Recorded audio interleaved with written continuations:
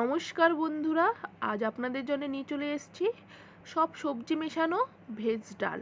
তো তার জন্যে লাগছে আমার মুগ ডাল, ডুমো ডুমো করে কাটা ফুলকপি, ছোট ছোট সাইজ করে কিউব করে কাটা গাজর, লম্বা লম্বি একটু কাটা বিনস, লাগছে কুচনো টমেটো, আর ফোড়নের জন্য নিয়েছি ফোড়ন এবং শুকনো লঙ্কা।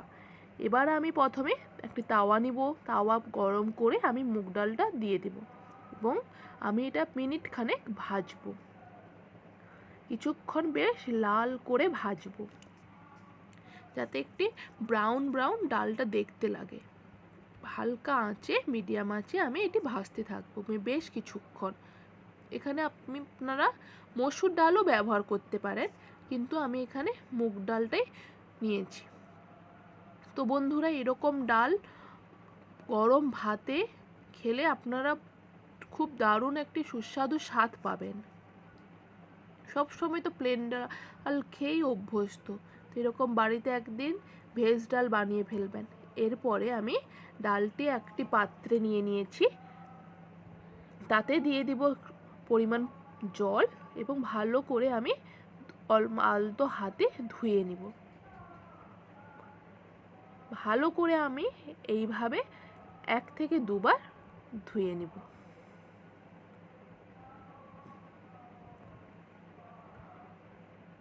এবং আবার একবার আমি জল দিয়ে দিলাম। সেম পদ্ধতিতে আমি আলতো হাতে আবার ধুয়ে নেব। দেখুন বন্ধুরা, ডালটা এবার অনেকটাই পরিষ্কার লাগছে। এরপরে আমি একটি কুকার নিয়ে নেব। কুকারের ভেতরে ডালটি আমি ঢেলে দিলাম।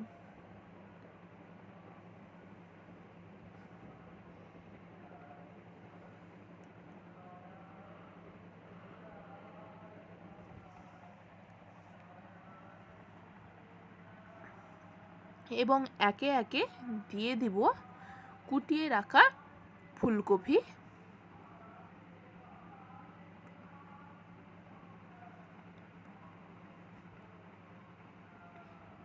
আর দিয়ে দিব কুচিয়ে রাখা জন্য গাজর এবং বিনস এবং টমেটো। আমি এখানে একটা টমেটো নিয়েছি মিডিয়াম সাইজে। দিয়ে দিব পরিমাণ মতো লবণ। আমি এখানে 1 টেবিল স্পুন লবণ ইউজ করছি।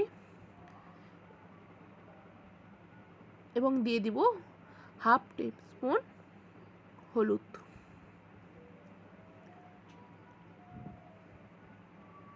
দিয়ে দিব 1 কাপ পরিমাণ জল এবং এটি আমি প্রেসারে সিদ্ধ করে নেব। এরপরে দিয়ে দিব, কড়াই একটু গরম করে নিচ্ছি। কড়াইটার তেল ঠিক গরম হয়ে এলে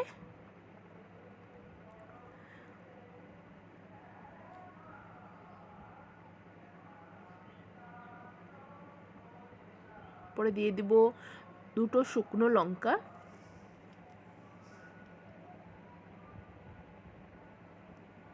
হালকা নাড়াচাড়া করে নেওয়ার পর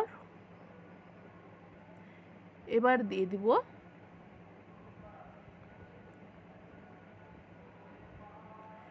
ফোড়ন।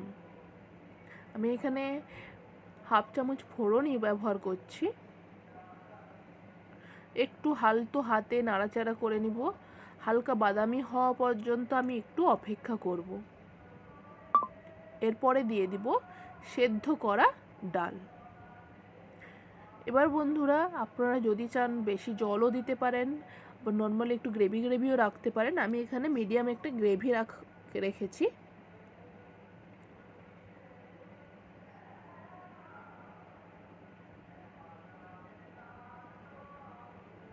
এবং এটি আমি ফুট আসা পর্যন্ত অপেক্ষা করব। মিডিয়াম আঁচে দিয়ে ফুট আসা পর্যন্ত একটু অপেক্ষা করব। ফুট চলে এসছে, এরপরে আমি দিয়ে দিব কুচনো ধনেপাতা। আপনারা চাইলে ধনেপাতা যারা পছন্দ করেন না, এটি অ্যাভয়েডও করতে পারেন। তো বন্ধুরা এইভাবে বাড়িতে বানিয়ে আপনারা দেখতে পারেন, এবং এই ডালটি আমি গরম গরম সার্ভ করব। এইভাবে বাড়িতে বানিয়ে গরম ভাতে এক গাল খেলেই